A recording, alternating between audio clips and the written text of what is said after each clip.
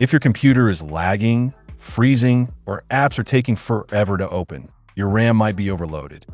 The good news is, Windows 11 lets you check RAM usage in just a few clicks. Method 1. Check RAM usage with Task Manager. Right-click on taskbar. Select Task Manager. Click on Performance tab.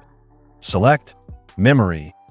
And here you can see total installed RAM, RAM currently in use, available RAM. Here you will see memory speed and RAM slots being used. Method 2. Find which apps use the most RAM. Click on Processes tab, then Memory column. This will show which apps are consuming the most memory, so you can close unnecessary programs and improve performance.